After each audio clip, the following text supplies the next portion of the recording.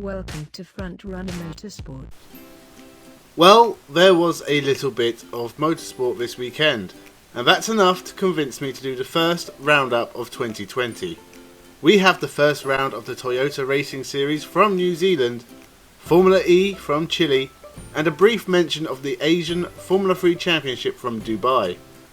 So with that, sit down, grab a drink, maybe a bag of Crispies, and let's discuss last weekend's motorsport for the first time in 2020.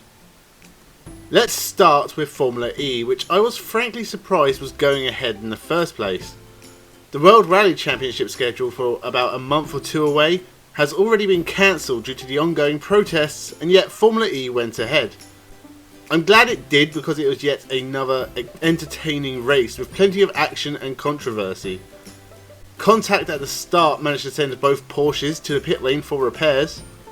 Lotterer would rejoin 12 laps down whilst Yanni retired. Also retiring was championship leader Alexander Sims in his BMW. After the contact with Lotterer, he was too damaged to continue and parked it up early. It was Mitch Evans leading to start with until a strange decision to use both his attack modes one after the other came back to bite him in the ass later on and let the youngest man in the field, Günther, through to the lead. There was more chaos as Roland and Abt collided together at the hairpin, somehow causing Bird in front to spin. Roland would lose his front wing and his race would be over too. The Venturi teammates would squeeze each other, Massa would almost hit the wall and lose a couple of places. And the Venturi cars and the Nissan cars are so similar looking it was hard to tell them apart, which I mentioned in my Formula E liveries video, link in the description. If the Porsches and Dragons were there, it would be extremely confusing. Towards the end of the race, Verne ran into trouble after climbing all the way up the field. A piece of bodywork was rubbing against his front right and smoke was pouring out. But he held up teammate Da Costa before retiring shortly after. Da Costa managed to chase down Evans and Günther anyway, taking the lead after hitting Günther at the hairpin. Günther would get him back round the outside on the last lap and take his first ever Formula E win. After 3 races, the biggest surprise is Jean-Eric Vergne being 16th in the championship with just 4 points.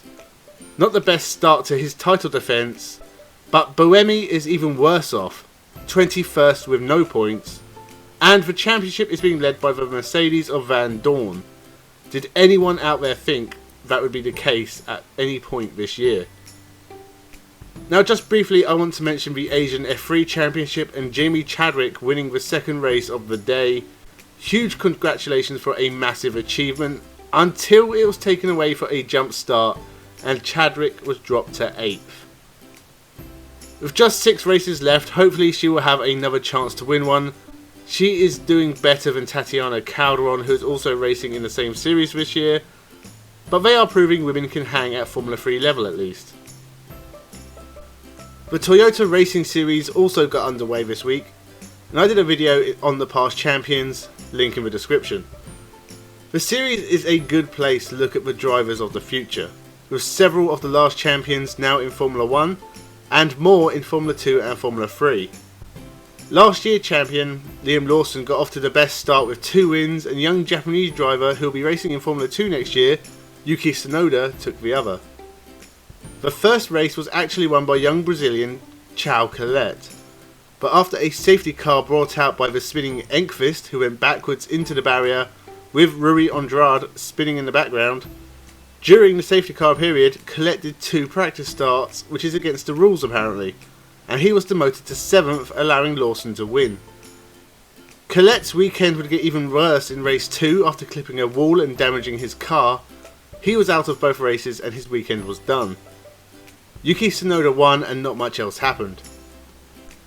Apart from Rui Andrade, the only Angolan race driver I know of spinning in the dirt, and Australian Jackson Walls getting a puncture, not much happened in this race. Liam Lawson took the win and the early lead in his title defence. Next week we have more Toyota Racing Series along with the Daytona 24-hour race and the start of the World Rally Championship in Monte Carlo. If anything happens, I'll do a roundup so we can discuss, and with that I'd love to hear your thoughts on this past weekend's events. Leave a comment, like and subscribe. Most of all, have a good one.